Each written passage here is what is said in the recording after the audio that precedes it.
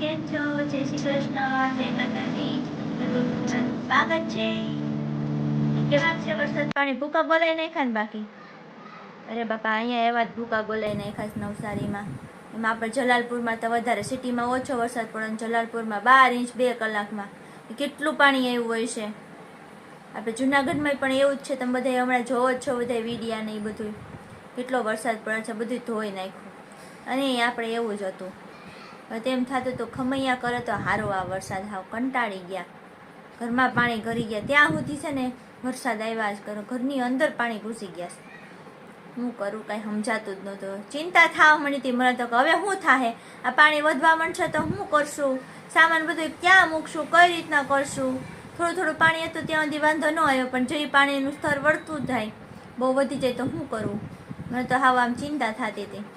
પણ ભગવાનની દયાથી બધું રાગે પડી ગયું. અને પાણી છે ને ધીમે ધીમે કરીને સાંજના 8 વાગે ઉતરું. ત્યાં સુધી તો ઘરમાંથી તો ઉતરી ગયું હતું, પણ સોસાયટીની અંદર, શેરીની અંદર હતું. એટલે આપણે કંઈ વસ્તુ લેવા જવી હોય તો આપણે કંઈ લઈ ન જઈએ, એવું વાતાવરણ થઈ ગયું હતું. બસ આવું બધું છે. અને પાણી ઉતર્યા પછી સાફ સફાઈ ને એવું બધું ચાલતું હતું.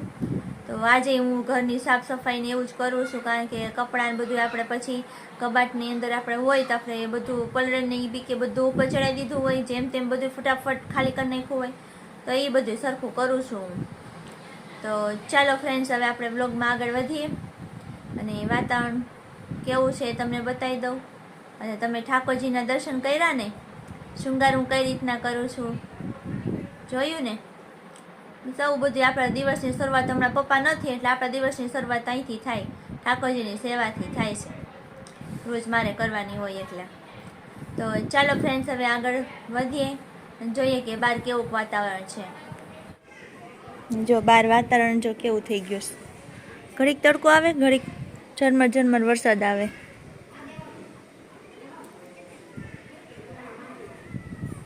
આવું છે. અને આ જો પાણી ભર્યા ને, વરસાદના નથી, ગટરના છે. અને મચ્છર એટલે મચ્છરો જો તમને દેખાતા હશે. આપણે એક જગ્યાએ પ્રોબ્લેમ નથી, આખા નવસારીમાં પ્રોબ્લેમ છે આ ગટરનો. જો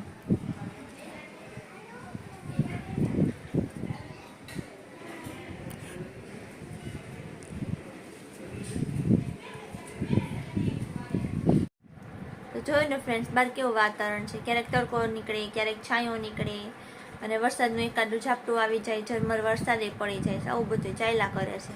અને મોટી પ્રોબ્લેમ ગટરની થઈ છે, કારણ કે આખા જલાલપુરમાં છે ને, સિટીમાં જેટલો વરસાદ પણ કરતા તમે અહીંયા વધારે પડ્યો છે. અને ગટરો શેરીમાં હાવ આમ પાણી ભરાઈ ગયા, એટલે ગટરો બધું ફૂલ થઈ ગયું.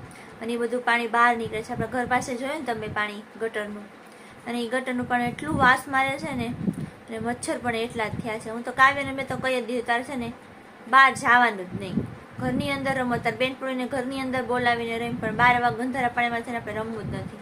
વળી આ મચ્છર બચ્છર કરડી જાય ને વળી માંદા પડીએ તો હેરાનગતિ થાય ને. તો આવું બધું છે.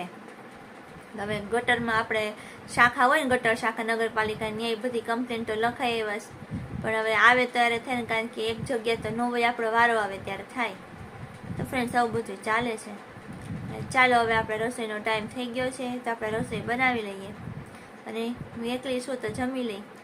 કાવ્ય 2 વાગે આવશે તો એ પહેલાં હું જમી લઉં. તો ફ્રેન્ડ્સ, જમવાનો ટાઈમ થઈ ગયો છે, તો જમી લઈએ. રોટલીને એવું મેં બનાવી લીધું છે, શાક તો થઈ ગયું હોય, ટિફિન ગયું હોય એટલે. તો ચાલો, હું એકલી છું. કાવ્યબેન તો બપોરે 2 વાગ્યા પછી આવશે, તો એ આવશે ત્યારે એ જમી લેશે. અત્યારે હું જમી લઉં. તો ચાલો આવી જાઓ તમે પણ જમવા માટે. તો જો જમવા માટેની થાળી રેડી છે. રોટલી છે, અડદનો પાપડ, વટાણા બટેકાનું શાક, છાશ અને ડુંગળી સલાડમાં. તો બસ આવું કંઈક છે. તો ચલો આવી જાઓ તમે જમવા માટે.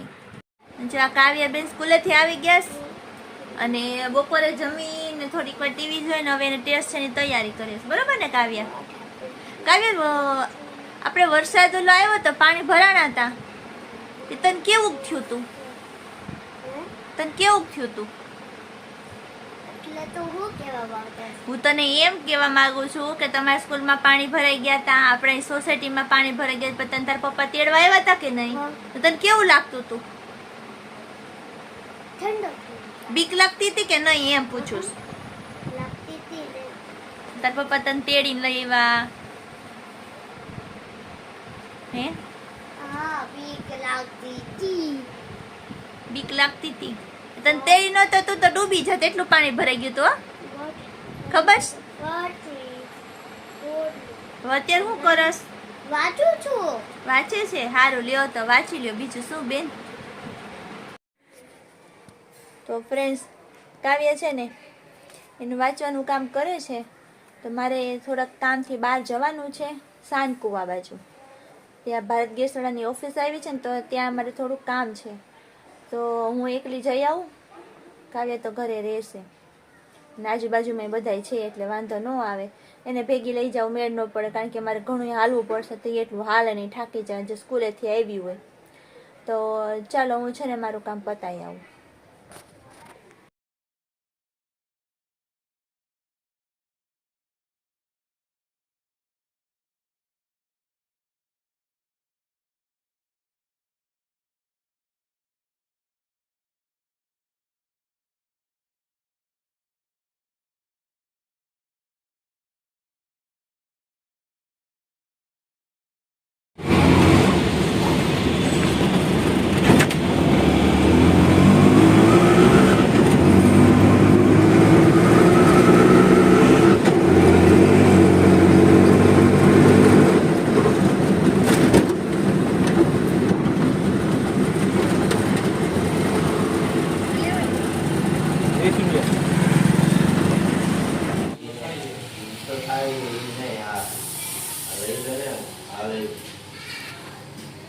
ચેક થઈ જાય ને કે આવે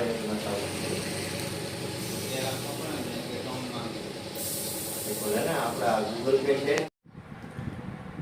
તો ફ્રેન્ડ્સ, હું આવી ગઈ છું ભારત ગેસવાળાની ઓફિસથી પાછી ઘરે. ઓફિસ એટલી આગી ને 2 રિક્ષા બદલીને જવું પડે, 2 રિક્ષા બદલીને પાછું આવવું પડે. વચ્ચે ફાટક નડે તો એકેય રિક્ષાવાળા ફાટકની ઓલી બાજુ જવા માટે તૈયાર જ નથી થતા. ફાટક સુધી જ જાય, કારણ કે ફાટક 24 કલાક બંધ જ હોય, કારણ કે અહીંયા ફાસ્ટ ટ્રેન નીકળ્યા જ કરતી હોય, એટલે વારે વારે બંધ થઈને રિક્ષાવાળા કંટાળીને છે ને ફાટકની ઓલી બાજુ જાય જ નહીં, ઓલી બાજુવાળા આ બાજુ ન આવે. આવું બધું છે. માંડ 2 રિક્ષા કરીને ગઈને જઈને આવી, હવે કલાક થઈ ગઈ તોય. તો ચાલો હવે ચા પાણી ને એવું કરી લઈએ. કાવ્યાબેનની ભૂખ લાગી ગઈ છે કા કાવ્યા? ભૂખ લાગી ગઈ ને? તો એને ચા દૂધ બનાવી દઉં, પછી આપણે બ્લોગમાં આગળ વધીએ. જો આ શેરીમાં છોકરાઓએ રમવાનું ચાલુ કરી દીધું. જો વરસાદ બંધ રહેવો જોઈએ. જો છે ને, અને આમ જો ઓલી બાજુ દેવાની એના દાદા સાયકલમાં બેહાડીને લઈ આવે છે.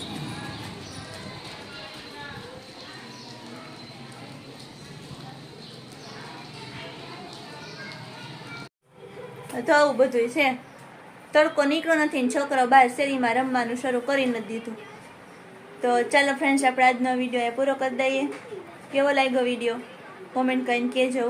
અને જે કોઈ નવા સબસ્ક્રાઈબર હોય ને અમારી ચેનલ સબસ્ક્રાઈબ ન કરી હોય ને, તો જરૂરથી સબસ્ક્રાઈબ કરજો, અમારી ચેનલને લાઈક કરજો, શેર કરજો અને કોમેન્ટ કરજો. તો મળશું નેક્સ્ટ વિડીયોમાં. ત્યાં સુધી બધાને જય શ્રી કૃષ્ણ, જય માતાજી.